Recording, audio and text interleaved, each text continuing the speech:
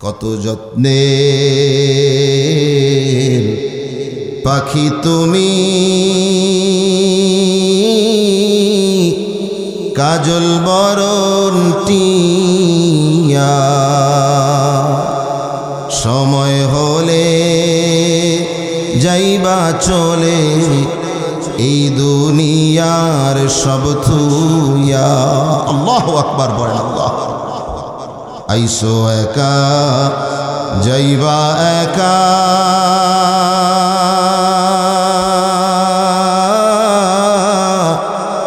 সঙ্গে কেহ যাইবে না। দিন দুই চারি কেন্দে সবে, কেউ তো খবর নিবে না। কথা বলেন ঠিক কিনা? মউতু কাসিন কুল্লু নাসিন শারিবু, কবরু বাইতিন কুল্লু নাসিন দাখিলু। মুমিনেরা সাবধান, সাবধান, ইমান থেকে এক চুল পরিমাণও সরবেন না। দুনিয়ার মূল্যের কাছে ইমানটাকে যাতে আমরা বিক্রি না করে দেই। সাহাবায়ে কেরামের কাছে নিজের জীবনের চাইতে, নিজের সব কিছুর চাইতে সাহাবায়ে কেরামের কাছে ইমানের দাম ছিল সবচাইতে বেশি। সুবহানাল্লাহ। এজন্য সাহাবায়ে কেরাম কষ্ট সয়েছেন, নিজের জীবন দিয়েছেন, কিন্তু সাহাবায়ে কেরাম ইমান থেকে এক চুল পরিমাণ সরেন নাই বাবা। নবীর একজন সাহাবীর নাম হইল খাব্বাব ইবনুল আরত রাদিয়াল্লাহু তাআলা আনহু।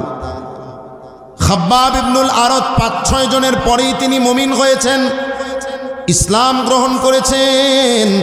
খাব্বাব ইবনুল আরত রাদিয়াল্লাহু তাআলা আনহু উনি একজন ধনী একজন মহিলার গোলাম ছিলেন। উনি খাব্বাব ইবনুল আরত যখন নবীর কাছে ইমানের কালিমা পড়লেন, ওই মহিলার কানের মধ্যে যখন খাব্বাবের ইমানের কথাটা চলে গেল, খাব্বাব রাদিয়াল্লাহু তাআলা আনহুকে দিয়ে তিনি কামারের কাজ করাইতেন, লোহার কাজ করাইতেন। খাব্বাব ইসলাম গ্রহণ করেছেন, এই কথা যখন জানলেন, গোলামি থেকে তিনি তো ছুটতেও পারেন নাই, তার গোলামিতে আছেন, গোলাম হয়ে আছেন। মহিলা মাঝে মধ্যে আইসা কামারের আজই আগুনের মধ্যে লোহাকে গরম করে, লোহার বড় বড় শিক ওই আগুনের মধ্যে গরম করে করে খাব্বাব রাদিয়াল্লাহু তাআলা আনহুর কপালে শেক লাগায়া দিতেন, আর বলতেন, রে খাব্বাব, ইমান ছাড়, মুহাম্মাদের উপরে ইমান আনা ছেড়ে দাও, তাহলে শাস্তি বন্ধ করব। খাব্বাব বলে জীবন যাবে, কিন্তু এই খাব্বাব ইমান থেকে এক চুল পরিমাণ নড়তে রাজি নাই। আমার মুসলমান ভাইরা, খাব্বাব রাদিয়াল্লাহু তাআলা আনহু তিনি বলেন, যখন আমিরুল মুমিনিন খলিফাতুল মুসলিমিন তিনি যখন খলিফা হলেন, খলিফা ওমর রাদিয়াল্লাহু তাআলা আনহু একদিন খাব্বাব ইবনুল আরতকে বলতেছেন, ও খাব্বাব, তোমার উপরে ইসলাম গ্রহণ করার কারণে কি নির্যাতন হয়েছে আমি একটু জানতে চাই, আমাকে একটু বলো দেখি। খাব্বাব রাদিয়াল্লাহু তাআলা আনহু তিনি বললেন, ওগো খলিফাতুল মুসলিমিন ওমর ইবনুল খাত্তাব, আপনি আমার নির্যাতনের ঘটনাগুলো শুনতে চান, কাহিনীগুলো জানতে চান, ঠিক আছে। এই কথা বলে উনি ওনার পিঠের চাদরটা, কোমরের চাদরটা সরাইয়া দিলেন, বললেন, ওমর, একটু আমার কোমরের দিকে তাকান, বলা লাগবে না, আপনি এমনি বুঝবেন আমার উপরে কেমন নির্যাতন হয়েছে। হযরত ওমর খাব্বাবের কোমরের দিকে তাকায়া দেখলেন, আহারে, এমন কোমর জিন্দেগিতে কোনোদিন দেখি নাই। আশ্চর্য হয়ে গেলেন, হতভম্ব হয়ে গেলেন, ডাক দিয়া বললেন, রে খাব্বাব, এটা কেমন আশ্চর্য কোমর, এমন কোমর তো আমার জীবনে আমি কোনোদিন দেখি নাই। কোমরের মধ্যে বড় বড় গর্ত দেখা যায়, বড় বড় গর্ত দেখা যায়। এবার খাব্বাবকে জিজ্ঞেস করলেন, রে খাব্বাব, এমন কোমর হওয়ার কারণটা কি, এমন গর্তওয়ালা কোমর কেমনে হইল? খাব্বাব বলেন, ওমর, আমি যখন ইসলাম গ্রহণ করেছি ইমান আনার কারণে আমার মালিক আরও লোকজন সহ মিলাজিলা আমাকে লোহার পোশাক পরায় কখনো কখনো একেবারে রোদের মধ্যে আমাকে শোয়া রাখত। আবার কখনো কখনো এমন হইতো ইমানের কালিমা পড়ার কারণে, ইমান থেকে এক চুল পরিমাণ সরে না যাওয়ার কারণে আমাকে আগুনের আঙ্গারের মধ্যে খালি গায়ে আমাকে শোয়া রাখত। বহুদিন এমন হয়েছে আমার কোমরের, আমার পিঠের গোশতগুলো, চামড়াগুলো, চর্বিগুলো গলে গলে আগুনের আঙ্গারের আগুনগুলো নিভেছে। আল্লাহু আকবার। আমাল সে বনতি হ্যায় ये जन्नत भी जहन्नम, आमाल से बनती है ये जन्नत भी जहन्नम, ये खाक अपनी फितरत में न नारी है न नूरी, ये खाक अपनी फितरत में न नारी है न नूरी। इखलास की आमाल ये जन्नत की हमरा, इखलास की आमाल ये जन्नत की हमरा, परहेज की मकासद है जो तक़वा से हसलमंद, परहेज की मकासद है जो तक़वा से हसलमंद। सूरतुन नहल एर 97 নং আয়াতে কারিমা তেলাওয়াত করেছি। বুখারী মুসলিম উভয় কিতাবে বর্ণিত বিশুদ্ধ একটি হাদিস পড়েছি। আল্লাহ সুবহানাহু ওয়া তাআলা তৌফিক দান করলে আয়াতে কারিমা এবং হাদিসকে সামনে রেখে অল্প সময় আপনাদের সামনে কিছু কথা বলার চেষ্টা করব। আল্লাহ সুবহানাহু ওয়া তাআলা প্রতিটি কথা আমাদেরকে ইখলাসের সাথে আল্লাহর মুহাব্বত নিয়ে বলার এবং শোনার তৌফিক দান করুক। সকলে পড়ি আমিন।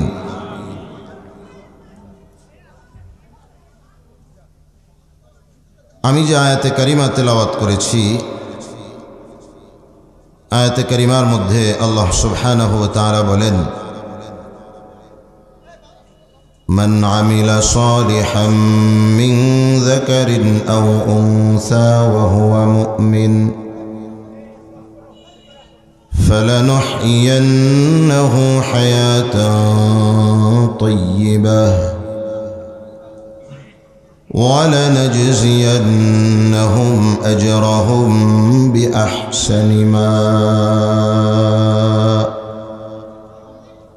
بأحسن ما كانوا يعملون।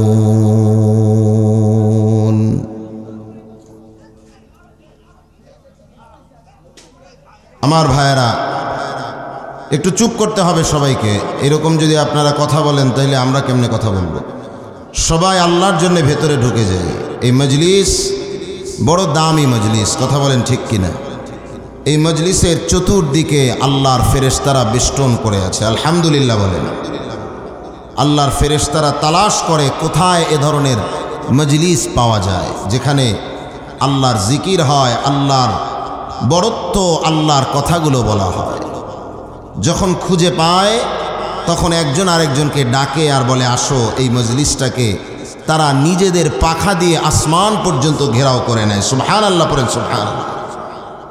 আল্লাহর রাসূল বলেন, ইদা মারারতুম বিরিয়াদিল জান্নাহ ফারতাউ, যখন তোমরা জান্নাতের বাগানের পাশ দিয়ে যাও তখন তোমরা এর ফল খাও। সুবহানাল্লাহ পড়েন না? সুবহানাল্লাহ।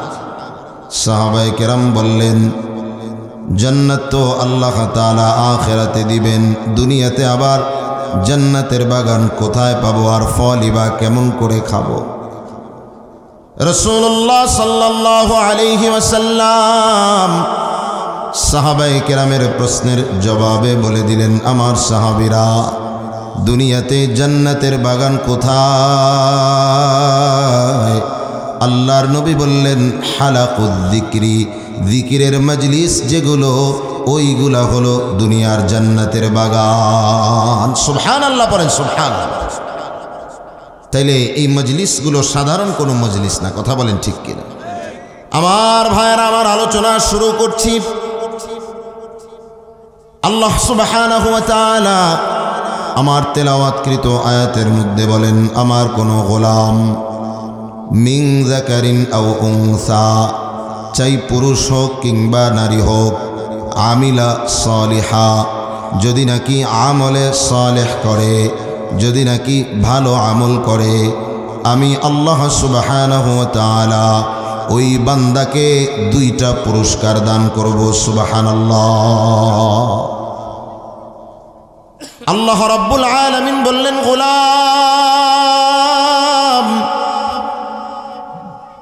আমলে সালেহকারী, ভালো আমলকারী বান্দা যারা হবে, ওয়া হুয়া মুমিন, যদি ভালো আমলটা মুমিন অবস্থায় করে, আমি আল্লাহ তাআলা বান্দাকে 2 পুরস্কার দান করব। 1 নাম্বার পুরস্কার আমি আল্লাহ বান্দাকে দুনিয়ার হায়াতি দান করব। 2 নাম্বার পুরস্কার আমি আল্লাহ তাআলা দিব আখিরাতে। সুবহানাল্লাহ। আসল মেইন পুরস্কার যেটা, ওইটা তো আখিরাতে, কিন্তু বান্দা তো শুধু দুনিয়া চায়। এই জন্যে আল্লাহ তাআলা বললেন, 1 নাম্বার পুরস্কারটা আমি দুনিয়াতেই দান করব। আমলে সালেহ যারা করবে, আমলে সালেহ কাকে বলা হয়? আমাল মানে হলো কাজ, আর সালেহ মানে হলো সৎ, ভালো। তার মানে আমলে সালেহ মানে হলো ভালো কাজ। এই যে সুন্দর বায়ানের আয়োজন, সুন্দর মাহফিলের আয়োজন করা হইল, এটা ভালো কাজ না খারাপ কাজ? একটু সবাই আওয়াজ করে বলেন, ভালো কাজ না খারাপ কাজ? আল্লাহ এটা দেখার জন্যই দুনিয়াতে পাঠাইছেন কোন বান্দা কত বেশি কত সুন্দর আমল করতে পারে। সুবহানাল্লাহ। তাবারাকাল্লাযী বিয়াদিহিল মুলকু ওয়া হুয়া আলা কুল্লি শাইইন কাদির, الذي خلق الموت والحياة ليبلوكم أيكم أحسن عملا وهو العزيز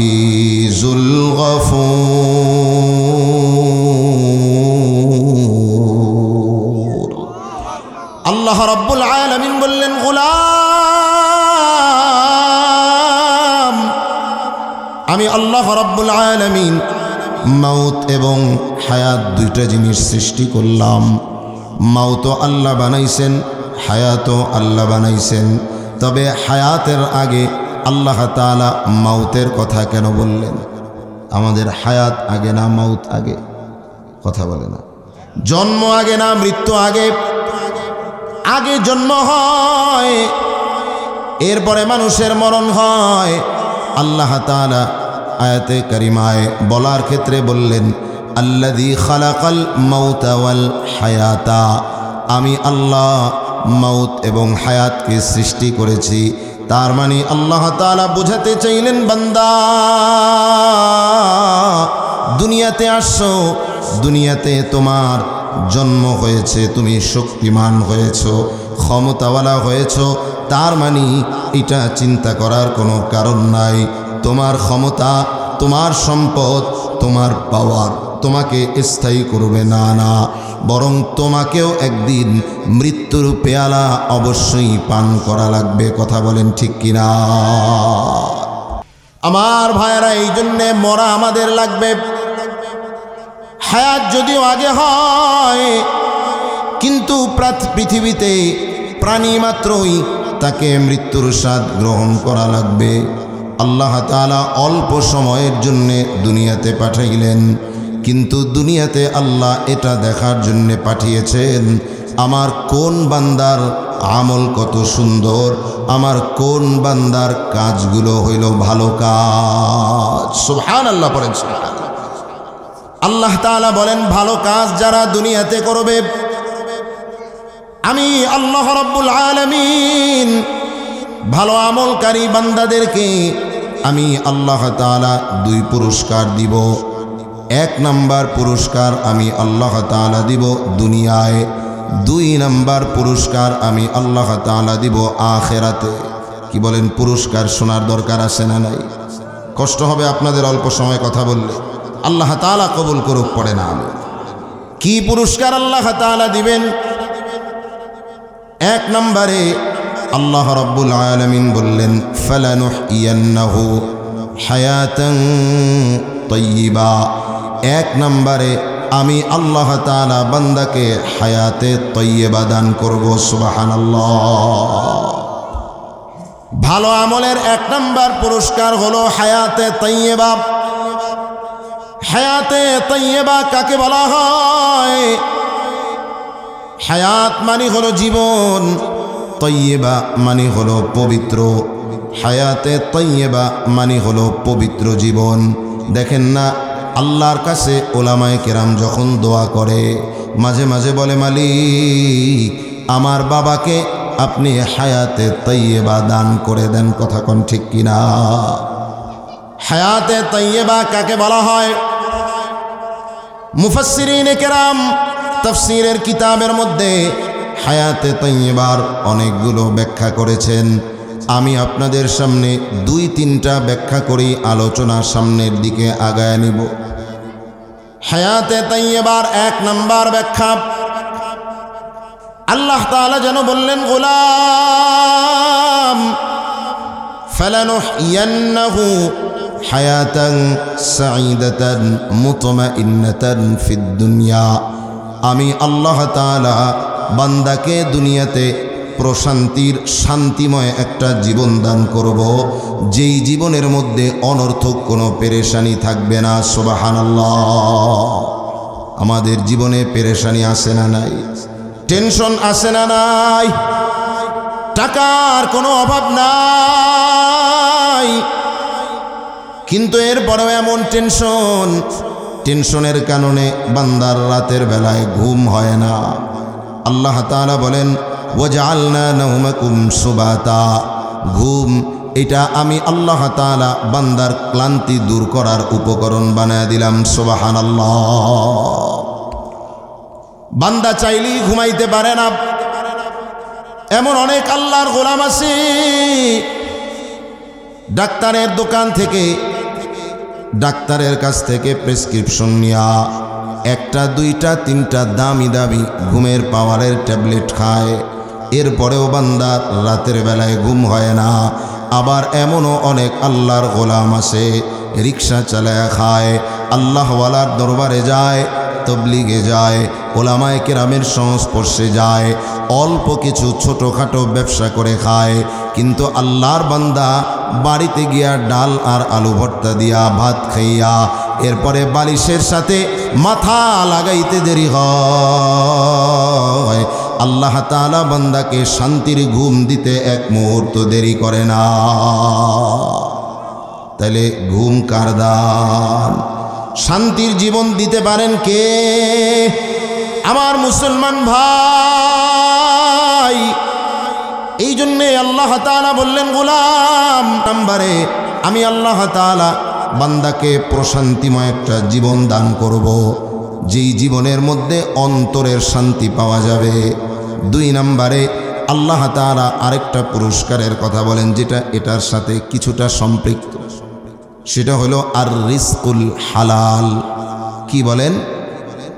একটু আগে আমার আগে যিনি বয়ান করেছেন হালাল খাবারের কথা বলেছেন, সুদের ব্যাপারে বলেছেন। হালাল খাবারের আল্লাহর কাছে বড় দাম। হারাম খাবার খেয়ে বান্দা আমল করলে আল্লাহর কাছে আমল পৌঁছায় না, ওই আমল আল্লাহ তাআলা কবুল করেন না। এই জন্যে হায়াতে তাইয়্যিবা মানে হলো আল্লাহ তাআলা বান্দাকে হালাল রিজিকের তৌফিক দান করবেন, আল্লাহ তাআলা বান্দাকে হালাল উপার্জনের তৌফিক দান করবেন। সেটা কমও হইতে পারে, বেশিও হইতে পারে। যদি হালাল রিজিক অনেক বেশি হয় তাহলে তো কোনো কথাই নাই, আরাম আর আরাম। আর যদি হালাল রিজিক অল্প হয় ওইটার মধ্যে আল্লাহ তাআলা বরকত বাড়ায়া দিবেন। বরকতের সম্পর্ক কিন্তু বাবা টাকার সাথে না, বরকতের সম্পর্ক গাড়ি বাড়ির সাথে না, বরকতের সম্পর্ক হলো আল্লাহ তাআলার নিয়ামতের সাথে। কথা বলেন ঠিক কিনা?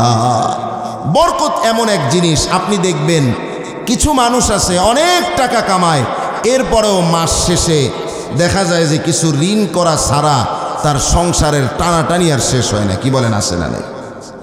আবার দেখবেন অনেক আছে ওলামায়ে কেরামের বেতন আদি সাধারণত একটু কমই হয়। কথা কোন ঠিক কিনা? যদিও কম দেওয়া দরকার না, বেশি দেওয়া দরকার। অনেকে আবার এটাকে দলিল হিসাবে নেয়, হুজুরদের টাকায় তো বরকত আছে, তাইলে ইমাম সাহেবের বেতন একটু কম দিলেও সমস্যা নেই। কথা কয় না? ইমাম সাহেবের বেতন কম হওয়া দরকার না বেশি হওয়া দরকার? আর একটু জোরে কোন, কম না বেশি? ইমাম সাহেব চাইলেও তো সাধারণ একজন রিক্সাওয়ালার মতো চলতে পারে না। কি বলেন, পারে নাকি? ঢাকা শহরে যে ইমাম সাহেবরা থাকে ভাড়া বাসা নিয়ে থাকতে হয়। ইমাম সাহেব চাইলে একজন রিক্সাওয়ালা যেই রকম একটা ভাড়া বাসায় থাকে ওখানে সে চাইলেও থাকতে পারবে না, কারণ তার পর্দার ব্যাপার আছে, তার সেফটির ব্যাপার আছে, তার কিছু বিষয় মেনে চলতে হয়। এগুলো ওখানে চাইলেই সে পারবে না। কিন্তু কামাইয়ের ক্ষেত্রে দেখা যায় একজন অটো ড্রাইভার যেই পরিমাণ কামাই করে, অনেক ইমামের বেতনও ঢাকা শহরে ওই পরিমাণ নাই। কিন্তু আল্লাহ তাআলা অটো ড্রাইভারের চাইতে ইমামের সংসারটা ভালো চালায় নাকি খারাপ চালায়? ইমামের গায়ের কাপড়টা অটো ড্রাইভার ভাইয়ের চাইতে ভালো হয় না খারাপ হয়? আমার মুসলমান ভাই, এটা তো ইমামের কথা বললাম, শুধু এরকম ইমাম না, এরকম ভালো মানুষ অনেক আছে যারা হালাল রিজিক খায়। আমাকে একদিন আমার এলাকার একজন চায়ের দোকানদার বড় মোহাব্বত করে, সুযোগ পায় না কিছু খাওয়ানোর, একদিন ধরে নিয়ে গেছে, হুজুর আজকে আপনাকে একটু নাস্তা করাবো, আপনি যা খাবেন মন ভরে একটু খাবেন। খাওয়ানোর সুযোগ পায় না, তো একদিন আমিও চিন্তা করলাম ঠিক আছে বেচারা বলে যাই।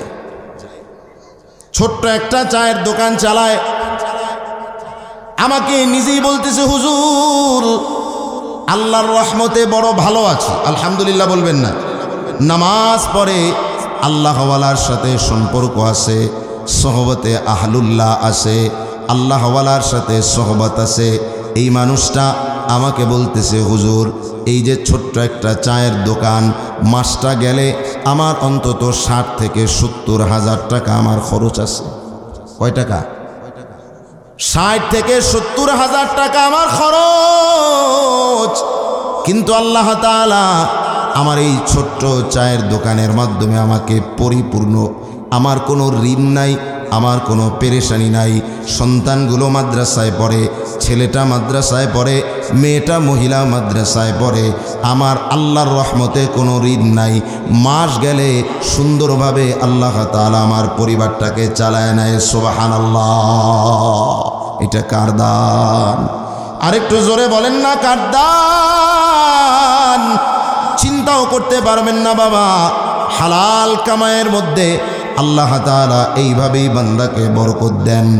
আর আল্লাহর নবী এই কথাটা একটা হাদিসের মধ্যে বলেছেন। হযরতে আব্দুল্লাহ ইবনে ওমর রাদিয়াল্লাহু তাআলা আনহু থেকে, আনহুমা থেকে হাদিস বর্ণিত, তিনি বলেন قد أفلح من أسلم ورزق كفافا وقنعه الله بما آتى। আল্লাহর রসুল বলেন ওই ব্যক্তি সফল কাম হয়ে গেছে। মান আসলামা, এক নম্বরে যেই ব্যক্তি ইসলাম গ্রহণ করেছে, ওয়ারুজিকা কাফাফান, এবং তাকে যতটুকু দরকার অতটুকু পরিমাণ রিজিক তাকে দেয়া হয়েছে। ওয়াকান্নাহুল্লাহু বিমা আতা, আর আল্লাহ তারে যতটুকু দিয়েছেন অতটুকুতেই বান্দা পরিতুষ্ট হয়ে গেছে। সুবহানাল্লাহ। একদল আছে দেখবেন খালি খাই খাই খাই, এর পরে ওদের পেট ভরে না। আল্লাহর রাসূল বলেন এইরকম কিছু মানুষ আছে, কবরের মাটির চাকা ওদের মুখে ঢোকার আগ পর্যন্ত ওদের পেট ভরবে না, মন ভরবে না। আর কেউ আছে আল্লাহ যা দেয় তাতেই খুশি হইয়া দোয়া পড়ে আর শুকরিয়া আদায় করে আলহামদুলিল্লাহ। তাইলে হায়াতে তাইয়্যিবার কয়টা ব্যাখ্যা বললাম? দুইটা। এক নম্বরে কি বললাম? প্রশান্তময় জীবন। এক নম্বরে কি বললাম? শান্তির জীবন, আরামের ঘুম, পেরেশানি মুক্ত জীবন। দুই নম্বরে বললাম আর রিজকুল হালাল, মানে কেমন রিজিক? হালাল রিজিক। তিন নম্বরে হায়াতে তাইয়্যিবার আরো একটা ব্যাখ্যা, বড় চমৎকার ব্যাখ্যা। আমার মুসলমান ভাই, কোন বান্দার জীবনটা যদি ভালো আমলের জীবন হয়ে যায়, বান্দার কাজগুলো যদি ভালো কাজ হয়, সৎ কাজ হয়, আল্লাহ তাআলা ওই বান্দাকে ইবাদতের তৌফিক, ইবাদত করার মজা আল্লাহ তাআলা বান্দাকে দান করবেন। সুবহানাল্লাহ। ইবাদতের মজা এটা কিন্তু সবাই পায় না। অনেকে আছে দেখবেন মাহফিলে বসলে আর উঠতে চায় না, আলহামদুলিল্লাহ বলেন। আবার অনেকের কাছে দেখবেন বয়ান শুনলে ভালো লাগে না, কি বলেন? আছে না নাই? অনেকে আছে দেখবেন মসজিদের ইমাম সাহেব যদি একটু কেরাত লম্বা লয়, তাইলে চায়ের দোকানে বদনাম শুরু হয়ে যায়। হুজুরে আর কাজ পায় না, এত লম্বা লম্বা কেরাত নেওয়ার কি প্রয়োজন?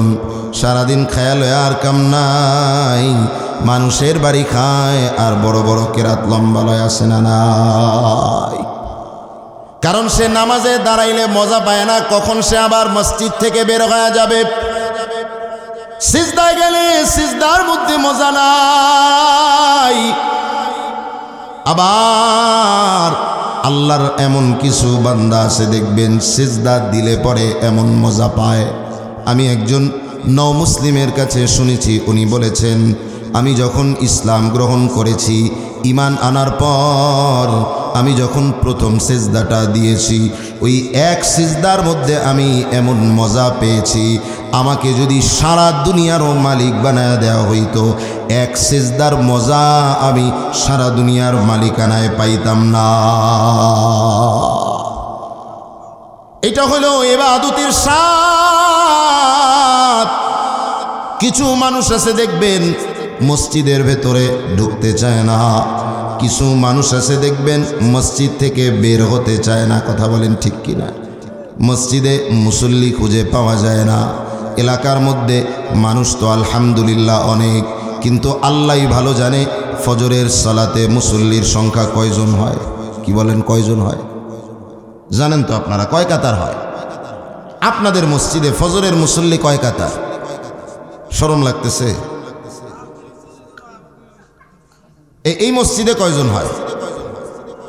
আমার বাবাজিরা, শীতের রাত এখন ছোট না বড়? কথা বলে না। এই যে মাহফিলে বয়ান হবে, যদি 11টা 11:30 যায় আপনি ঘুমান, মনে করেন মোনাজাত টোনাজাত শেষ করে আপনি বাড়ি গিয়া খেয়ালেয়া ঘুমাইতে ঘুমাইতে যদি 11:30টাও বেজে যায়, তাহলে আপনি হিসাব করেন 11:30, 12:30, 1:30, 2:30, 3:30, 4:30, 5:30 পর্যন্ত কমপক্ষে আপনি ঘুমাইতে পারবেন। তাহলে কয় ঘন্টা হইল? 6 ঘন্টা ঘুম হইল। কয় ঘন্টা? 6 ঘন্টা ঘুমানোর পর আল্লাহ তাআলা বললেন, গোলাম আসসালাতু খায়রুম মিনান নাওম, ঘুমের চেয়ে নামাজ ভালো, আর তুমি ঘুমাইও না। ঠিক মতো পড়িলে নামাজ জান্নাত তোমার ঠিকানা। আমার প্রাণের ভাই বোনেরা, জলদি করে উঠে যাও, অজু করে তাড়াতাড়ি নামাজ পড়তে লেগে যাও। আহা নবী বেনামাজির শাফাত করিবেন না, ঠিক মতো পড়িলে নামাজ জান্নাত তোমার ঠিকানা। কথা বলেন ঠিক কিনা? আমার মুসলমান ভাইরা, এত লম্বা রাত ঘুমানোর পর ফজরের সময় মুয়াজ্জিন যখন আপনাকে ডাকলো, আপনি কম্বল ছেড়ে আসতে পারলেন না। আপনার মতো নাফরমানকে আল্লাহ আরশের নিচে কেমনে ছায়া দিবে? আপনার মতো নাফরমানকে আল্লাহ কেমনে জান্নাত দিবে রে আল্লাহর গোলাম? আল্লাহ তাআলা শীতের দিনে এত মজার মজার সবজি আপনাকে দিলেন, অথচ আপনি আল্লাহর হুকুম পালন করলেন না। আপনাকে আল্লাহ কত রকমের মাছ দিলেন একটু আপনি চিন্তা করেন, কত ধরনের মশলা আপনাকে আল্লাহ দিলেন। এত নিয়ামত ভোগ করার পর 5 বেলা আপনি আল্লাহর ডাকে সাড়া দিতে পারলেন না। আপনার চাইতে কপাল পোড়া দুনিয়াতে আর কেউ হতে পারে না। কথা বলেন ঠিক কিনা? আমার মুসলমান ভাইয়েরা, এই জন্যে বললাম ইবাদতের স্বাদ। কেউ মসজিদে ঢুকতে চায় না, কেউ মসজিদ থেকে বের হতে চায় না। ছোট্ট একটা ওয়াকিয়া মনে পড়ল, ছোট্ট একটা ঘটনা মনে পড়ল। একজন জমিদার একজন গোলাম ক্রয় করছে। কি ক্রয় করছে? গোলাম কিনছে একটা জমিদার। যদিও নিজে নামে মুসলমান, নামাজ কালাম জীবনেও পড়ে না, কিন্তু গোলাম যেটা কিনছে এটা বড় তাকওয়াওয়ালা আল্লাহর গোলাম। গোলাম যেটা কিনছে এটা বড় আল্লাহর প্রিয় বান্দা। গোলাম জমিদারের বাড়িতে গোলামি করে, চাকরি করে, কিন্তু 5 ওয়াক্ত নামাজের 1 ওয়াক্ত নামাজও ছেড়ে দেয় না, পরিত্যাগ করে না। একদিনের ঘটনা, জমিদার গোলামকে নিয়ে বাজারে যায়। বাজারে যাওয়ার সময় যেতে যেতে যেতে যেতে হঠাৎ করে মসজিদের সামনে যখন গেছে, আসরের নামাজের আজান দিয়ে দিছে মসজিদ থেকে, আল্লাহু আকবার, আল্লাহু আকবার। যেই না মসজিদ থেকে আজানের আওয়াজ, গোলামের পা আর সামনে বাড়ে না, গোলামের পাটা ওখানেই থেমে গেছে। গোলাম এবার মালিককে ডাক দিয়া বলতেছে, ও আমার মালিক, আপনিও আমার মালিক, আমার আরও একজন মালিক আছে, যিনি আসমানেরও মালিক, যিনি জমিনেরও মালিক, যিনি আপনারও মালিক, যিনি আমারও মালিক। আমার ওই মালিকের ডাক চলে আসছে। আমাকে এখন ছুটি দেয়া লাগবে, আমি নামাজ পড়ব, তারপরে আমি বাজারে যাব। আগে আমার আসল মালিকের ডাকে আমাকে সাড়া দেয়া লাগবে। জমিদার মনে মনে চিন্তা করে, নিজে তো জীবনে নামাজ পড়ি না, গোলামটারেও যদি নামাজ পড়তে না দেই, আমার মতো কপাল পোড়া আর কেউ হতে পারে না। এই চিন্তা করে গোলামকে নামাজের অনুমতি দিয়া দিলেন, যাও যাও, আমি মসজিদের বাইরে দাঁড়াই, তাড়াতাড়ি গিয়া নামাজ পড়ে বাইরে আসো। দেখেন জমিদারের কিন্তু কোনো কাজ নাই, কোনো ব্যস্ততাও নাই। এরপরেও জমিদার মসজিদের বাইরে দরজার সামনে দাঁড়ায় আছে। গোলাম মসজিদের ভেতরে চলে গেছে, আসরের নামাজ আদায় করেছে। নামাজ পড়ার পর মসজিদ থেকে বের হয়ে আসছে। এবার আবার গোলামের হাতে বাজারের ব্যাগ। জমিদার আর গোলাম বাজারের দিকে যায়। বাজারে গিয়ে বাজার সদাই করার পর আবার যখন বাজার থেকে ফিরে আসতেছে, এমন সময় আবার আল্লাহর কুদরত, জিনা মসজিদের সামনে আসছে। মসজিদ থেকে আবার মাগরিবের নামাজের আজান হয়ে গেছে। হাইয়া আলাস সালাহ, হাইয়া আলাল ফালাহ। আয় আয় নামাজের দিকে আয়, কল্যাণের দিকে আয়। এই কথাটা যখন বলছে, গোলাম আবারও থাইমা গেছে। মালিককে ডাক দেয়া বলে, মালিক, রব্বে করিমের ডাক চলে আসছে, ছুটি দেয়া লাগবে, আগে নামাজ পড়ব, তারপরে বাড়ির দিকে যাব। জমিদার বলে, যাও যাও, বাজারের ব্যাগ আর বস্তা নামায় যাও, আমি মসজিদের সিঁড়ির গোড়ায় দাঁড়ায় দাঁড়ায় পাহারা দেই, তাড়াতাড়ি নামাজ পড়ে তারপরে বের হয়ে আসো। গোলাম মসজিদে ঢুকে গেছে। জমিদার মসজিদের বাইরে দাঁড়ায় দাঁড়ায় অপেক্ষা করতেছে। গোলাম ভিতরে গিয়া ফরজ সালাত আদায় করেছে। মাগরিবের নামাজ পড়ার পর সুন্নত পড়েছে। সবাই আস্তে আস্তে বের হয়ে যায়, কিন্তু গোলাম নফল সালাতে দাঁড়ায় গেছে। আউয়াবিন নামাজ পড়ার জন্যে দাঁড়ায় গেছে। 2 রাকাত পড়ছে, আবার 2 রাকাতে দাঁড়াইছে। এক এক রাকাতের মধ্যে লম্বা লম্বা কেরাত পড়তেছে। এক একটা সেজদা লম্বা লম্বা সেজদা দিতেছে। গোলাম জমিনের মধ্যে সেজদা দেয়, না যেন রব্বে করিমের কুদরতি কদমের মধ্যে সেজদা লাগা দেয়। সুবহানাল্লাহ পড়েন, সুবহানাল্লাহ। ওই দিক দিয়া জমিদার দেখে, কিরে সব বের হয়ে গেল, আমার গোলাম কেন এখনো বের হয় না? জমিদার আশ্চর্য হয়ে গেলেন। এবার এক পর্যায়ে আর ধৈর্য ধারণ করতে না পেরে বাইরে থেকে ডাক দিতেছেন আর বলতেছেন, কিরে গোলাম, সবার নামাজ শেষ হয়, তুমি কেমন নামাজে দাঁড়াইলা? তোমার নামাজ কি এখনো পর্যন্ত শেষ হয় না? সবাই মাগরিবের নামাজ পড়ে বের হয়ে যায়, তুমি কেন এখনো বের হও না?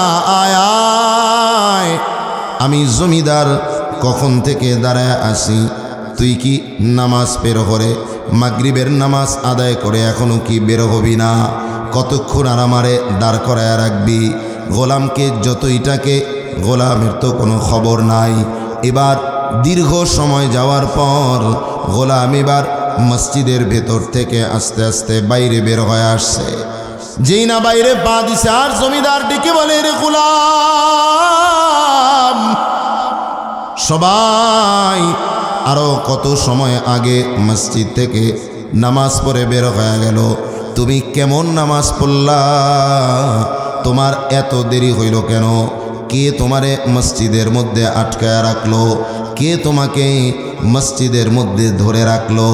গোলাম এবার মালিককে জবাব দিয়া বলে, ও মালিক, জানেননি আমাকে কে মসজিদে আটকায় রাখছে? যেই মালিক, যেই রব্বে করিম আমাকে মসজিদ থেকে, যেই রব্বে করিম আপনাকে মসজিদের বাইরে থেকে মসজিদের ভেতরে ঢুকতে দেয় না, ওই রব্বে করিম আমার আল্লাহ আমার প্রতি দয়া করে, মায়া করে, রহম করে আমাকে মসজিদের ভেতর থেকে বাইরে বের হতে দেয় না।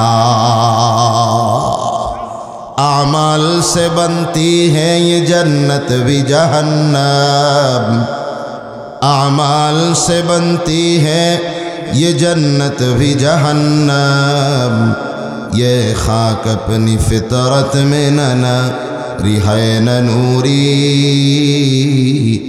ये खाक फितरत में न रिहाए न नूरी। এই জন্যে বাবা নামাজ পড়া লাগবে। আল্লাহর রাসূল বলেছেন, ওয়ারাজুলুন কলবুহু মুআল্লাকুন ফিল মাসাজিদ। রাসূল বলেছেন, সাবআতু ইউযিল্লুহুমুল্লাহু ফি যিল্লিহি ইয়াওমা লা যিল্লা ইল্লা যিল্লুহু। কিয়ামতের দিন, যেদিন কেউ কাউকে চিনবে না, যেদিনের অবস্থাটা বড় করুণ, নবীরা পর্যন্ত ইয়া নাফসি ইয়া নাফসি বলতে থাকবে। সূর্যটা একেবারে নিকটতম হয়ে যাবে, জমিনটা তামার হয়ে যাবে, মানুষের ঘামগুলো টপ টপ করে পড়তে থাকবে। কারো ঘাম হবে টাকনু পর্যন্ত, কারো ঘাম হবে গোড়ালি পর্যন্ত, কারো ঘাম হাঁটু পর্যন্ত, কারো বুক, কেউ ঘামের মধ্যে সাঁতরাতে থাকবে। ওই রকম কঠিন দিনে আল্লাহ তাআলা 7 শ্রেণীর মানুষকে তার আরশের নিচে বিশেষ ছায়া দিবেন। 7 প্রকারের মধ্যে এক প্রকারের মানুষ হলো ওয়ারাজুলুন কলবুহু মুআল্লাকুন ফিল মাসাজিদ, ওই ব্যক্তি যার অন্তরটা মসজিদের সাথে লটকানো থাকবে। সুবহানাল্লাহ। কিসের সাথে লটকানো থাকবে? মসজিদের সাথে অন্তরটা লটকানো থাকবে। এর মানেটা কি সারাদিন মসজিদে থাকবে? না না,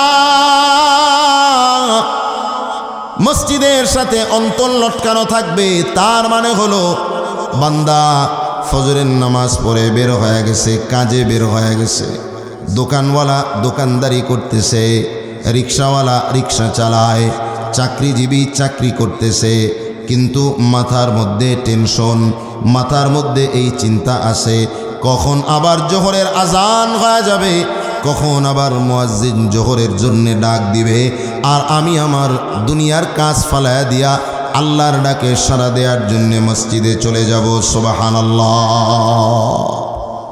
আমার মুসলমান ভাইয়েরা আবার জোহর পরে বাড়ি যায়, বাসায় গিয়ে ঘুমায় রেস্ট করে, কিন্তু চিন্তা কখন আসর হবে, আসরে যাব।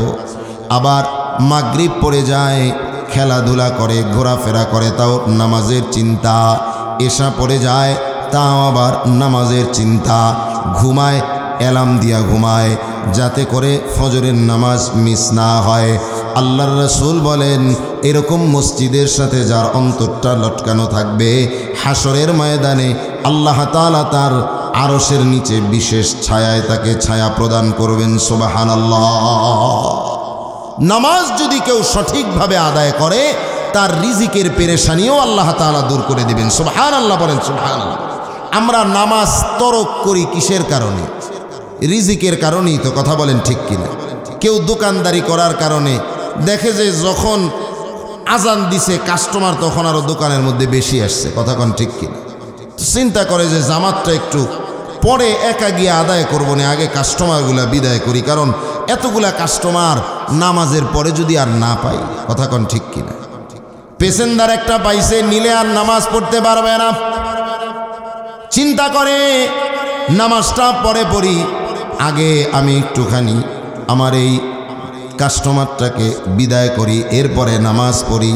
কিন্তু আল্লাহ তাআলা বলেন, ওয়া'মুর আহলাকা বিস-সালাতি ওয়াসতাবির আলাইহা লা নাসআলুকা রিজকা নাহনু নারযুকুকা ওয়াল আকিবাতু লিত-তাকওয়া। আল্লাহ বলেন, ওয়া'মুর আহলাকা বিস-সালাহ, তুমি তোমার পরিবারকে নামাজের নির্দেশ দাও, ওয়াসতাবির আলাইহা, এবং তুমি নিজেও এর উপর একেবারে মজবুত হয়ে যাও, নিজেও এর উপর একেবারে দৃঢ় হয়ে যাও। তাহলে কি হবে? লা নাসআলুকা রিজকা, আমি আল্লাহ তোমার কাছে রিজিক চাই না, নাহনু নারযুকুকা ওয়াল আকিবাতু লিত-তাকওয়া। যদি নাকি তুমি নিজেও নামাজি হয়ে যাও, পরিবারটাকেও নামাজি বানায় দাও, তাইলে আমি আল্লাহ তাআলা তোমার রিজিকের আয়োজন করে দিব। সুবহানাল্লাহ। আমরা রিজিকের কারণে নামাজে যাই না, নামাজ বাদ দেই, অথচ রিজিক যিনি দিয়া দিবেন নামাজ পড়লে তিনি কে? রিজিকের মালিক কে বলেন না? বিশ্বাস হয়? বিশ্বাস হয়?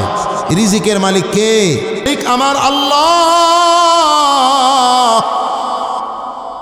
আল্লাহর রাসূল বলেন, ওয়া ইন্নাল আবদা লা ইয়াতলুবুর রিজকা কামা ইয়াতলুবুহু আজালুহু, নিশ্চয়ই একজন বান্দাকে তার রিজিক ওই রকম অনুসন্ধান করে, তালাশ করে, যেমন নাকি তার মওত তাকে তালাশ করে।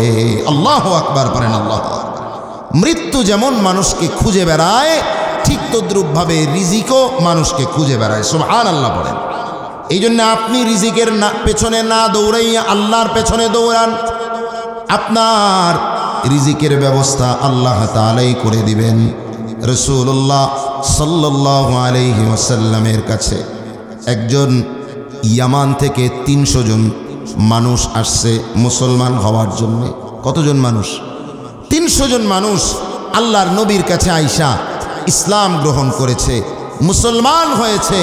এবার মুসলমান হওয়ার পর নবী করিম সাল্লাল্লাহু আলাইহি সাল্লাম ইয়ামানের এই 300 জন নতুন মুসলমানদের কাফেলাকে মদিনা থেকে 8-10 মাইল দূরে একটা জায়গা দিয়েছেন, যে এই জায়গাটার মধ্যে তোমরা থাকবা, বসবাস করবা, কোনো প্রয়োজন যদি কখনো হয় তাহলে আমার কাছে বলবা, আমি তোমাদের প্রয়োজন মিটানোর চেষ্টা করব ইনশাআল্লাহ।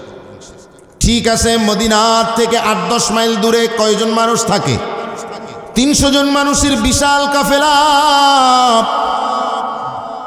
নারী আছে, পুরুষ আছে, বৃদ্ধ আছে, ছোট ছোট বাচ্চা কাচ্চা আছে, এগুলো সব সহ 300 জন মানুষের কাফেলা ওখানে থাকতেছে।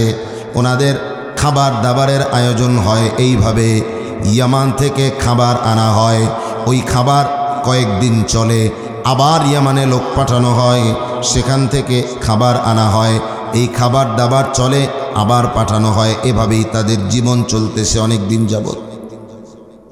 একবার এমন হয়ে গেল, মানুষগুলো বৃদ্ধ মানুষ, নারী মানুষ, বাচ্চা মানুষও ওই কাফেলার মধ্যে আছে। একবার ঘটনা হলো, ইয়ামানে লোক পাঠানো হয়েছে খাবার আনার জন্যে। খাবার আনতে আনতে রাত হয়ে যাবে, খাবার যেটা আছে এটা সকাল পর্যন্ত হবে। তার মানে দুপুরের খাবার আর কাফেলাতে নাই। কোন বেলার খাবার নাই? দুপুরের খাবার কাফেলাতে রেডি নাই। খাবার যারা আনতে গিয়েছে, খাবার আনতে আনতে রাত হয়ে যাবে। খাবার যেটা আছে ওটা সকাল পর্যন্ত হবে। দুপুরের খাবারের প্রয়োজন কোত্থেকে আয়োজন করা যায়? আল্লাহর নবী বলে দিয়েছেন, যদি কোনো প্রয়োজন হয় আমার কাছে বলবা, আমি প্রয়োজন মিটানোর চেষ্টা করব। কাফেলার থেকে একজন যুবক সাহাবীর নাম হইল আব্দুল্লাহ আশআরী রাদিয়াল্লাহু তাআলা আনহু। কি নাম? আব্দুল্লাহ আশআরী রাদিয়াল্লাহু তাআলা আনহু। আল্লাহর নবীর কাছে কাফেলার পক্ষ থেকে এই সাহাবীকে পাঠানো হলো, যাও যাও নবীর কাছে গিয়া বলবা আমাদের দুপুরের খাবারের ব্যবস্থা নাই, যাতে আমাদের দুপুরের খাবারের ব্যবস্থাটা নবীজি করে দেন। ঠিক আছে, আল্লাহর নবীর সাহাবী নবীর দরবারে গিয়েছে, মদিনার দিকে রওনা হয়েছে, নবীর কাছে আসছে। মসজিদে নববীর সামনে আসা মাত্রই তাকায় দেখে আল্লাহর নবী সামনের দিকে ফিরে আল্লাহর কোরআনের এই আয়াত তেলাওয়াত করতেছেন। 12 নম্বর পারার প্রথম আয়াত, ওয়ামা মিন দাব্বাতিন ফিল আরদি ইল্লা আলাল্লাহি রিজকুহা ওয়া ইয়ালামু মুস্তাকাররাহা ওয়া মুস্তাওদাআহা কুল্লুন ফি কিতাবিম মুবিন।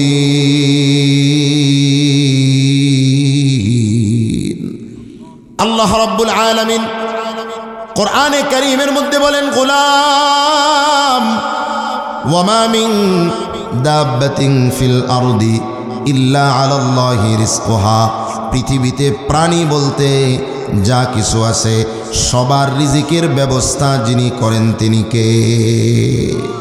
ওয়ামা মিন দাব্বাতিন ইল্লা আলাল্লাহি রিজকুহা ওয়া ইয়ালামু মুস্তাকাররাহা ওয়া মুস্তাওদাআহা, মানুষ কোথায় অবস্থান করে অবস্থানস্থল সম্পর্কেও আল্লাহ রাব্বুল আলামিন ভালো জানেন।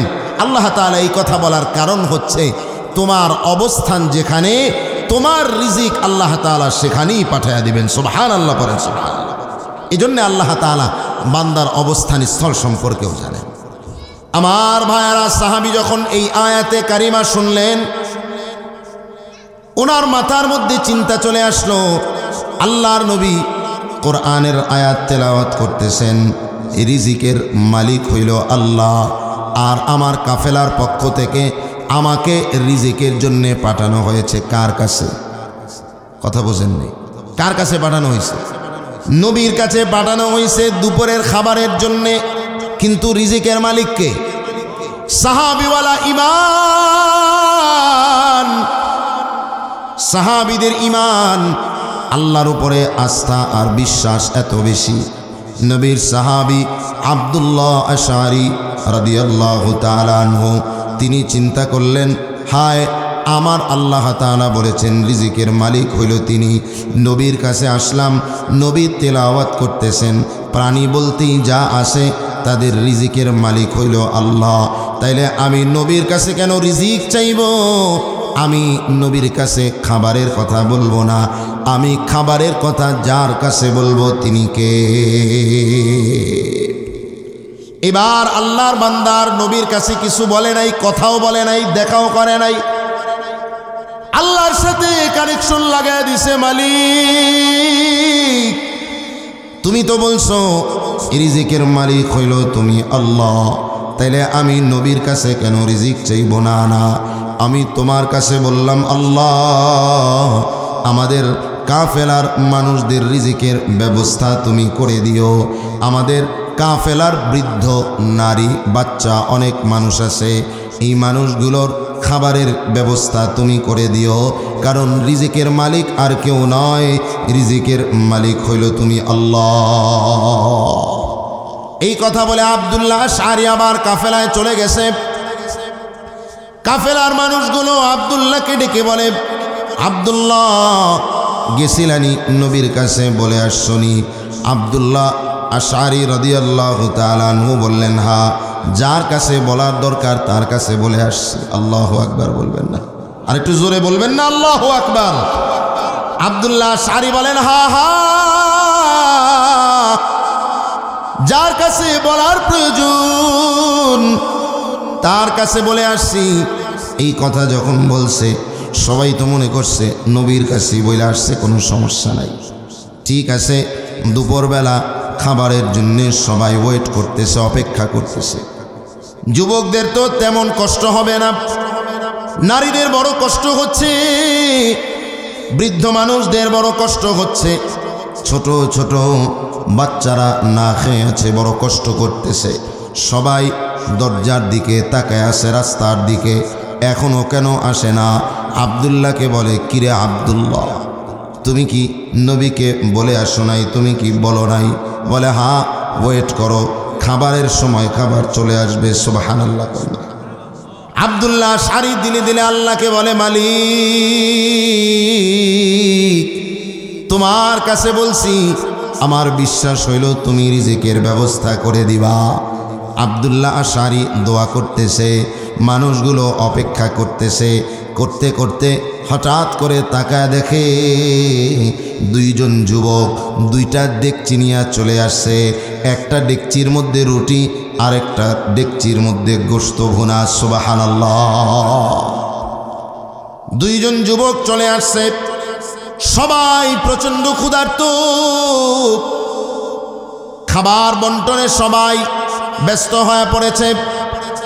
খানা দানা শেষ হওয়ার পর ওই যেই দুইজন যুবক খাবার নিয়ে আসছে, ওই দুইজন খাবারের ডেকচি দিয়া কোথায় চলে গেছে কারো আর কোনো খবর নাই। সবাই খানা দানা খাওয়ায় ব্যস্ত। এবার খাবার দাবার শেষ হওয়ার পর খাবার কিছু বেঁচে গেছে, কিছু রয়ে গেছে, কিছু রুটি, কিছু গোশত, এগুলা রয়ে গেছে। কি করবে? আবার সবাই মশওয়ারা করলেন, যেহেতু নবীর পক্ষ থেকে খাবার আসছে, খাবারগুলো আবার নবীর কাছে পৌঁছায় দেওয়া দরকার। দুইজন যুবককে আবার রেডি করলেন, যাও যাও, আল্লাহর নবী যে খাবার পাঠাইছেন খাবারগুলো আবার নবীর দরবারে দিয়া আসো। বলবা এই খাবারগুলো আমাদের বেঁচে গেছে, অতিরিক্ত হয়েছে, এজন্যে এগুলো পৌঁছায় দিলাম। সাথে সাথে এই কথাও বলবা, ও নবী, জীবনে অনেক রুটি খাইছি, জীবনে অনেক গোশত খাইছি, কিন্তু এমন মজার রুটি, এমন সুন্দর স্বাদের গোশত, এক গোশতের মধ্যে হাজার রকমের স্বাদ পাওয়া যায়, এমন ঘ্রাণওয়ালা সুস্বাদু আর দামি মানের রুটি জিন্দেগিতে আমরা কোনোদিন খাই না। गर तवक्कुल मी कुनी हर सुबह शाम मेरा सनद रिज़्क़ तू अज़ला मक़ाम। আমার মুসলমান ভাইরা, আল্লাহর নবী কি গিয়া বলে, নবী আমার, আপনি খাবার পাঠাইলেন, খাবার আমাদের বেঁচে গেছে, তবে ও নবী, এমন খাবার জিন্দেগিতে আমরা কখনো খাই নাই। নবী বলে, কি বলো তোমরা? আমি নবী আবার কখন তোমাদের জন্য খাবার পাঠাইলাম? আল্লাহু আকবার পড়েন। আমি আবার কখন পাঠাইলাম? আমাকে তো কেউ খাবারের কথা বলেই নাই। কি বলে? আপনার কাছে আব্দুল্লাহকে পাঠাইলাম। কার কাছে বলে গেল? আবার খাবারও নিয়ে গেল, বলে ডাকো আব্দুল্লাহকে। ডাক দেওয়া হয়েছে, ডেকে বলে, আব্দুল্লাহ, কি ব্যাপার, তুমি কি আমার কাছে আসছিলা নাকি? খাবারের কথা বলছো নাকি? বলে, না, আমি যখন আসলাম আপনার তিলাওয়াত শুনলাম, আপনি তিলাওয়াত করতেছেন, ওয়ামা মিন দাব্বাতিন ইল্লা আলাল্লাহি রিজকুহা, যত প্রাণীকুল পৃথিবীতে আছে সবার রিজিকের মালিক হইল আল্লাহ তাআলা। এই জন্যে আমি রাস্তা ঘুরাইয়া দিলাম। চিন্তা করলাম, রিজিকের মালিক যেহেতু আমার আল্লাহ,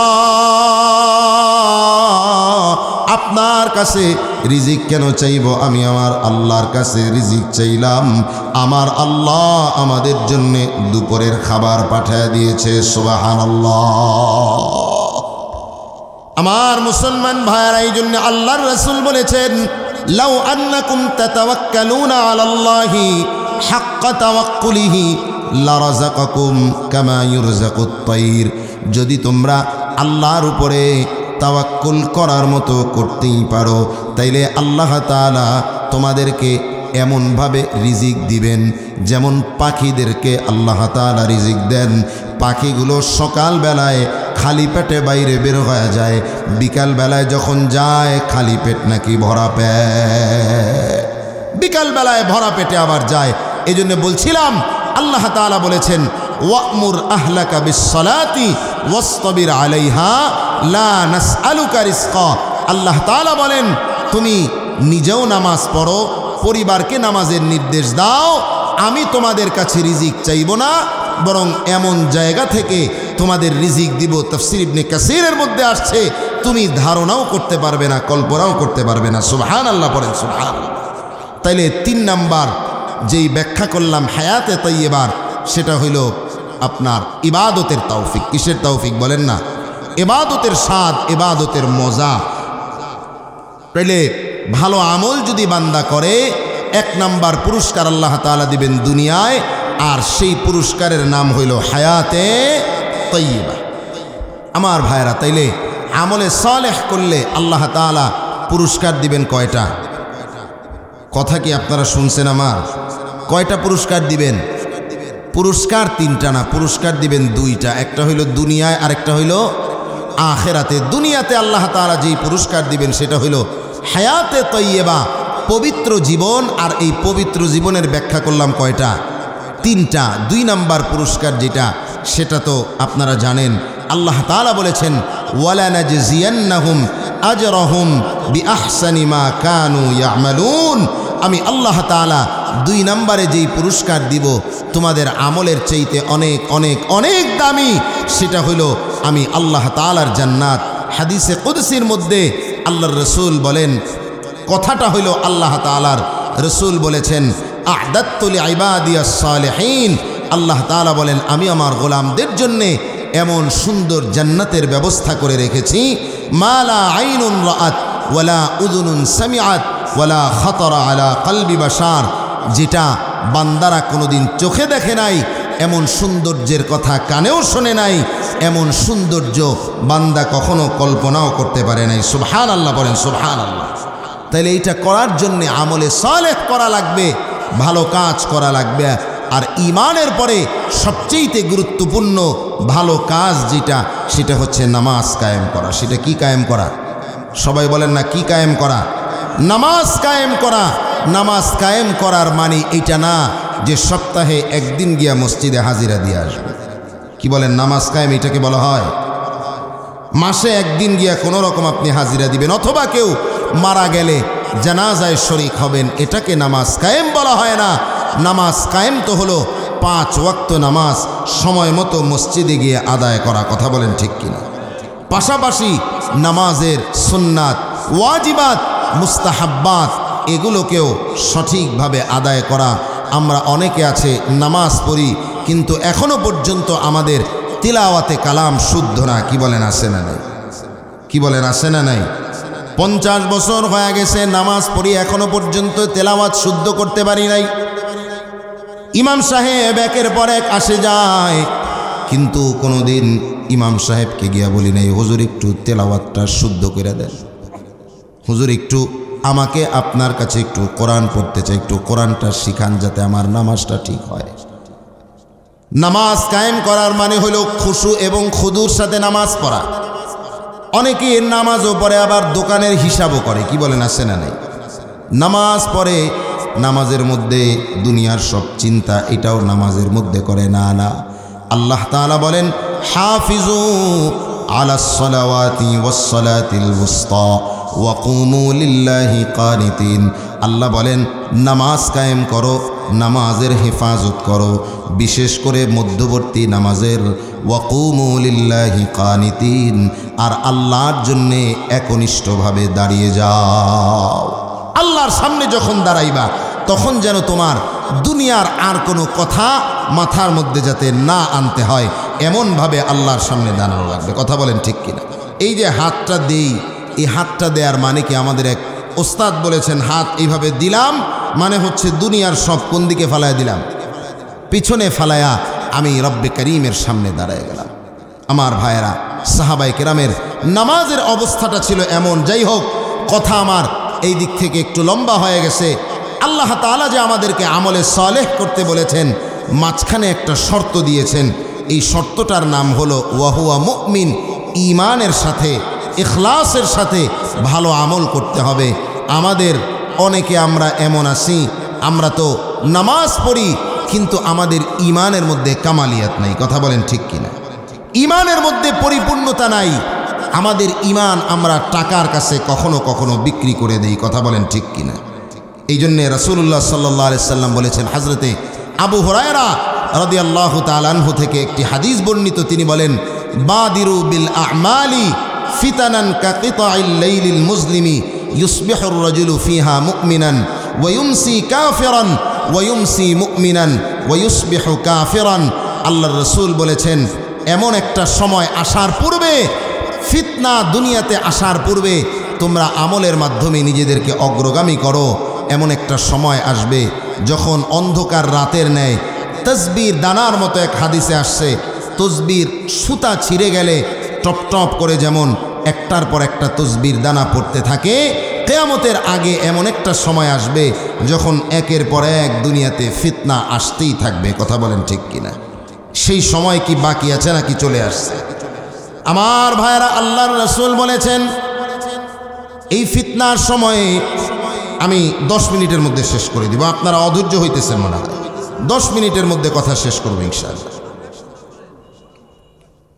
হ্যাঁ, দেখছেন নি মুরব্বীদের সাহস কত? আমি তো দেখতেছি উপর থেকে ওস পড়তেছে, আপনাদের অনেক কষ্ট হইতেছে। হ্যাঁ, তাহলে কি আর 10-15 মিনিট করা যাবে ইনশাআল্লাহ? কারা কারা ভাগবেন হাত উঁচু করেন। দেখছেন অবস্থা? আপনারা ভাগবেন? আমি কি বলছি? কারা কারা ভাগবেন, কারা কারা থাকবেন, দু হাত উঁচু করে আল্লাহকে দেখা। নারায়ে তাকবীর, লিল্লাহে তাকবীর। আল্লাহ কবুল করুক, বলেন আমিন। আমার মুসলমান ভাইরা, ঈমান, আল্লাহর রাসূল বলেছেন, এমন একটা সময় আসবে অন্ধকার যুগের মতো ফিতনা একের পর এক আসতে থাকবে। দেখেন না ফিতনার কি অবস্থা। শিল্পী তো এখন আর শিল্পী নাই, শিল্পী হয়ে গেছে আল্লাহকে নিয়ে কটূক্তিকারী। বলেন নাউযুবিল্লাহ। শিল্পী, তুমি শিল্পী পর্যন্ত থাকো, তুমি গান গাইবা, তোমার হালত বাইনাকা ওয়া বাইনাল্লাহ, তোমার মাঝে আর আল্লাহর মাঝে থাকবে।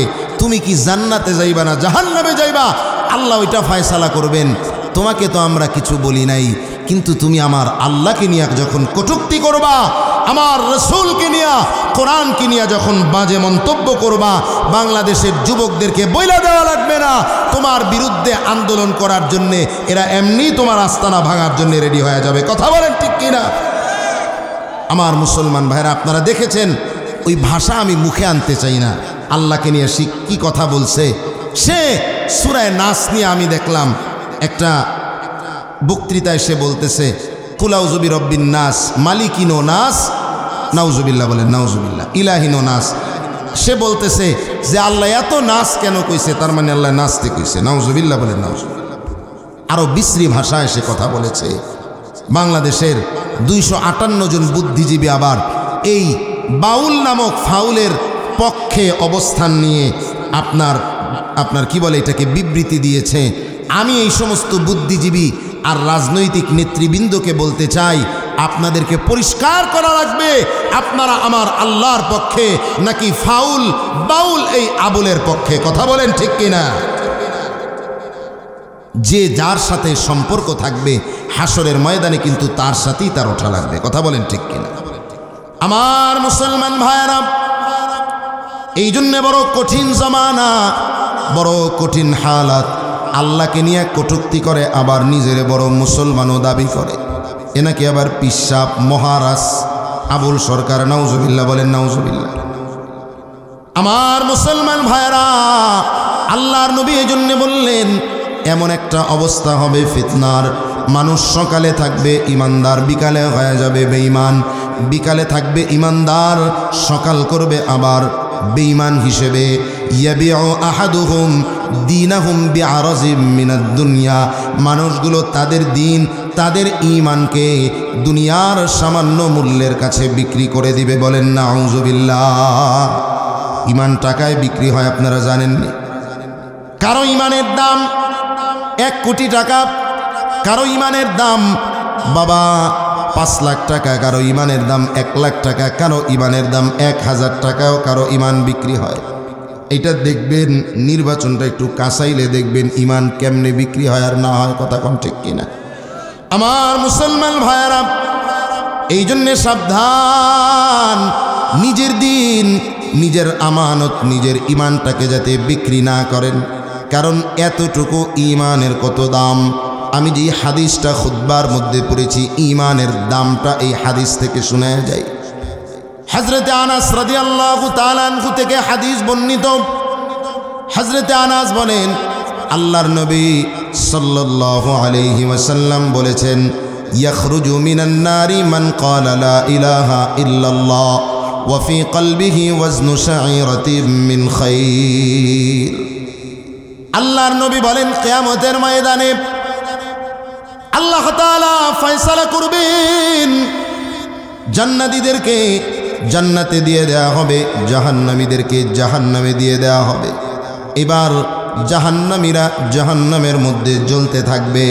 একটা পর্যায়ে আল্লাহ রাব্বুল আলামিন ফেরেশতাদেরকে বলবেন, ও ফেরেশতারা, যাও যাও জাহান্নামের মধ্যে একটু তালাশ টিম লাগা দাও, জাহান্নামের মধ্যে একটু অনুসন্ধান চালাও, একটু দেখো আমার কোন কোন বান্দা এমন আছে যেই বান্দারা দুনিয়াতে একবার হইলেও পড়ছে লা ইলাহা ইল্লাল্লাহ, আর অন্তরের মধ্যে আছে জবের দানা পরিমাণ ঈমান। সুবহানাল্লাহ পড়েন, সুবহানাল্লাহ। জব চিনেন তো আপনারা? গমের চাইতে একটু বড় হয়। আল্লাহ তাআলা বলবেন, যাও আমার যেই বান্দারা দুনিয়াতে একবার হইলেও পড়ছে লা ইলাহা ইল্লাল্লাহ, অন্তরে জবের দানা পরিমাণ ঈমান আছে, আখরিজু মিনান নার, খুঁজে খুঁজে আমার এই বান্দাগুলোকে জাহান্নাম থেকে বের কইরা আমি আল্লাহর জান্নাতের দিকে পাঠায় দাও। সুবহানাল্লাহ পড়ে, সুবহানাল্লাহ। ফেরেশতারা যাবে তালাশ করে জবের দানাওয়ালা, জবের দানা পরিমাণ ঈমানওয়ালা বান্দাদেরকে বের করবেন, বের করে করে জান্নাতের দিকে পাঠায় দিবেন। এবার আল্লাহ বলবেন, কি ব্যাপার, আবারও জাহান্নামের দিকে যাও। ইয়াখরিজু মিনান নার মান ক্বালা লা ইলাহা ইল্লাল্লাহ ওয়া ফি কলবিহি ওয়াজনু বুররাতিন মিন খায়র। আবার একটু গিয়ে দেখো, যারা দুনিয়াতে পড়েছে লা ইলাহা ইল্লাল্লাহ, অন্তরের মধ্যে আছে গমের দানা পরিমাণ ঈমান। সুবহানাল্লাহ পড়েন, সুবহানাল্লাহ। অন্তরের মধ্যে গমের দানা পরিমাণ ঈমান।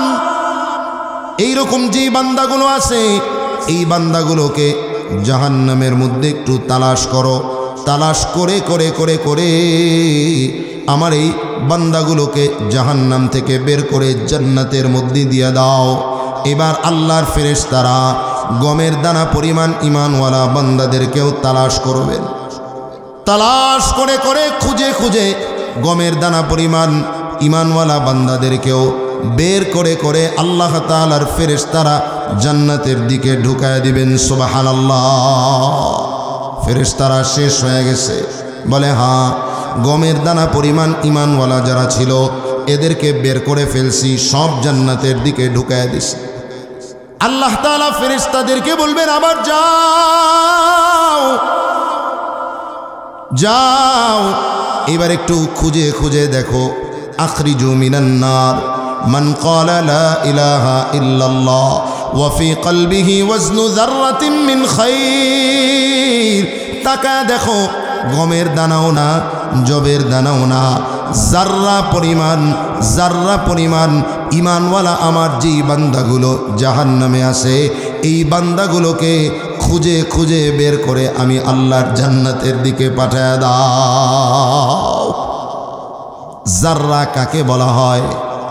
শীতের দিনে মিষ্টি আলো দেখবেন আমাদের টিনের চালা দিয়া ঘরে প্রবেশ করে, কথা বলেন ঠিক কিনা? ছোট্ট ছিদ্র দিয়া আলো প্রবেশ করে, সূর্যের আলো প্রবেশ করলে এরপরে তাকায় তাকায় দেখা যায় এই চিকন আলোর মধ্যে ক্ষুদ্র থেকে ক্ষুদ্র বালুকণা উঠতেছে। দেখছেন নি আপনারা? এক একটা বালুকণাকে মুহাদ্দিসিন বলেন এক একটা জাররা বলা হয়। আবার অনেকে তাফসীর করেছেন, ব্যাখ্যা করেছেন এইভাবে, সুতি জামা ভালো করে চিপড়ানোর পর, একেবারে ভালো করে নিংড়ানোর পর শেষ পর্যায়ে গিয়ে আবার একটা ঝাড়া দেননি আপনারা?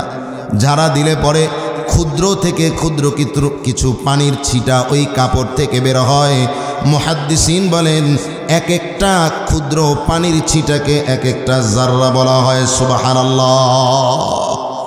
আল্লাহ তাআলা বলবেন এই জাররা পরিমাণ ঈমানওয়ালা বান্দা যারা আমার জাহান্নামের মধ্যে আছে, এদেরকেও বের করে করে আমি আল্লাহর জান্নাতের মধ্যে ঢুকায় দাও। এই জন্যে মুমিনেরা সাবধান, সাবধান, ঈমান থেকে এক চুল পরিমাণও সরবেন না। দুনিয়ার মূল্যের কাছে ঈমানটাকে যাতে আমরা বিক্রি না করে দেই। সাহাবায়ে কেরামের কাছে নিজের জীবনের চাইতে, নিজের সব কিছুর চাইতে সাহাবায়ে কেরামের কাছে ঈমানের দাম ছিল সবচাইতে বেশি। সুবহানাল্লাহ। এজন্যে সাহাবায়ে কেরাম কষ্ট সয়েছেন, নিজের জীবন দিয়েছেন, কিন্তু সাহাবায়ে কেরাম ঈমান থেকে এক চুল পরিমাণ সরেন নাই বাবা। নবীর একজন সাহাবীর নাম হইল খাব্বাব ইবনুল আরত রাদিয়াল্লাহু তাআলা আনহু। খাব্বাব ইবনুল আরত ৫-৬ জনের পরেই তিনি মুমিন হয়েছেন, ইসলাম গ্রহণ করেছেন।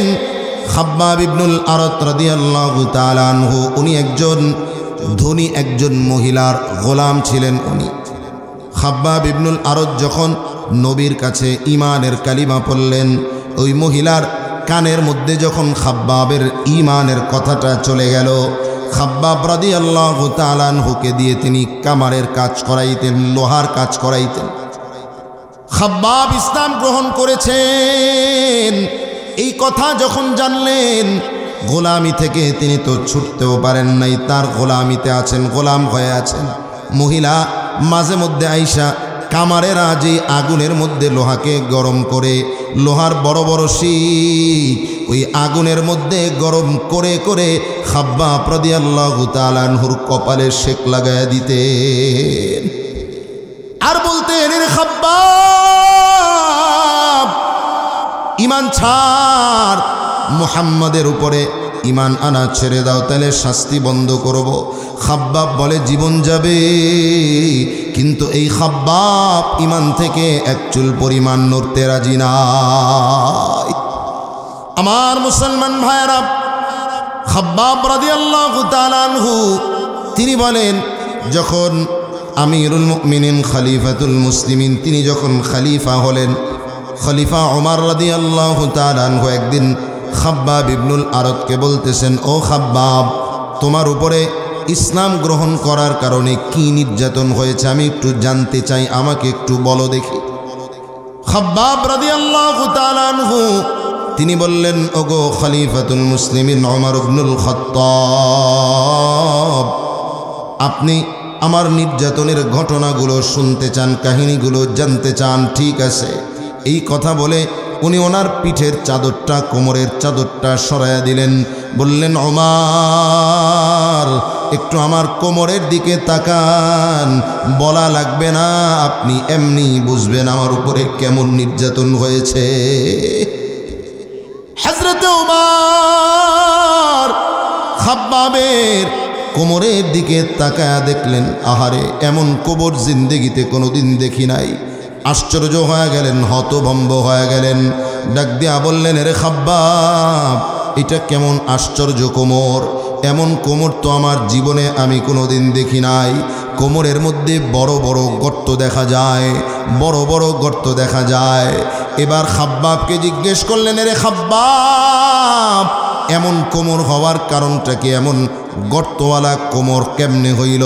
খাব্বাব বলেন, ওমর, আমি যখন ইসলাম গ্রহণ করেছি ঈমান আনার কারণে আমার মালিক আরও লোকজন সহ মিলাজিলা আমাকে লোহার পোশাক পরায় কখনো কখনো একেবারে রোদের মধ্যে আমাকে শোয়া রাখত, আবার কখনো কখনো এমন হইতো ঈমানের কালিমা পড়ার কারণে ঈমান থেকে এক চুল পরিমাণ সরে না যাওয়ার কারণে আমাকে আগুনের আঙ্গারের মধ্যে খালি গায়ে আমাকে শোয়া রাখতো।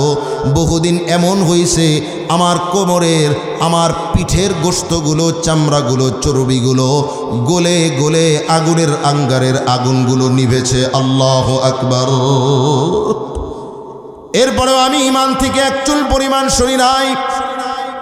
নবীর সাহাবী খুবাইব রাদিয়াল্লাহু তাআলা আনহুর জীবনেরও এমন অবস্থা। আমার মুসলমান ভাই, সাহাবীদের ঈমানের এক একটা ঘটনা যদি এইভাবে শোনাই, রাত্রি পার হয়ে যাবে, কথা বলা শেষ হবে না। আমার কথা লম্বা করা মাকসাদ না। যেটা বলতে চাই, এক নম্বরে আমলে সালেহ করা লাগবে, ভালো আমল করা লাগবে। দুই নম্বরে আল্লাহ তাআলা বলেছেন ঈমানের সাথে করা লাগবে। ঈমান যদি না থাকে ওই ভালো আমলের কোনো দাম আমার আল্লাহর কাছে নাই। ঈমান থাকা লাগবে, খাঁটি ঈমান। আমার মুসলমান ভাইরা, ঈমানের সাথে যদি ভালো আমল করা যায়, ওই ভালো আমলের আল্লাহ তাআলা কয় পুরস্কার দান করবেন? 2 পুরস্কার দান করবেন। তবে ভালো আমলের সাথে আরও কিছু বিষয় অ্যাড করতে হবে। ঈমানের সাথে আরেকটা জিনিস, যেটা হচ্ছে ইখলাস। ইখলাস থাকা লাগবে। কি থাকা লাগবে? ইখলাস। খাঁটি নিয়তে অন্তর থেকে আমল করা লাগবে। রাসূলুল্লাহ সাল্লাল্লাহু আলাইহি ওয়াসাল্লাম বলেছেন, আখলিস দীনাকা ইয়াকফিকাল আমালুল কলিল। তোমার আমল যদি অল্পও হয়, কিন্তু ওইটার মধ্যে যদি ইখলাস থাকে, অল্প আমলই তোমার নাজাতের জন্য যথেষ্ট হয়ে যাবে। সুবহানাল্লাহ পড়েন, সুবহানাল্লাহ। আরেকটা হচ্ছে আমাদের আমলটার মধ্যে রিয়া যাতে না থাকে। কি না থাকে? রিয়া। রিয়া রিয়া মানে হচ্ছে লৌকিকতা, লোক দেখানো আমল। মানুষ সামনে আসলে নামাজ পড়ে, আল্লাহ মাফ করুক, মাফ করবেন আমারে ভুল হইলে। অনেকে আছে দেখবেন, নেতারা নির্বাচন সামনে আসলে পরে টুপি মাথায় দেয়, নামাজও পড়ে, কিন্তু নির্বাচনে পাশ করলে পরে আর মসজিদের ধারে কাছেও খুঁজে পাওয়া, কি বলেন, আছে না নাই? এরকম অনেকে আছে ব্যবসায়িক সালাম দেয়, সালাম দিলে যদি কাস্টমারটা আমার কাছে আসে, না না, আমল করা লাগবে, রিয়া মুক্ত আমল। আল্লাহ নবী বলেন, আমি নবী তোমাদের জন্য বেশি ভয় পাই হইল ছোট শিরিকের। আশিরকাল খাফিয়া, হালকা শিরিক, ছোট শিরিক। সাহাবীরা বললেন, এটা আবার কোন জিনিস? শিরকে খাফিয়া আবার কি? আল্লাহর নবী বললেন, এটা হইল লোক দেখানো আমল। কি দেখানো আমল? লোক দেখানো আমল। যে ব্যক্তি লোককে দেখানোর জন্য আমল করবে, আল্লাহ কিয়ামতের দিন তারে বলবেন, তুমি যেমন লোক দেখানো আমল করছো, দেখানো তো হয়ে গেছে, আজকে আমি আল্লাহর কাছে ওইটার কোনো ফজিলত, ওইটার কোনো প্রতিদান আমি আল্লাহ তাআলার কাছে আজকে নাই।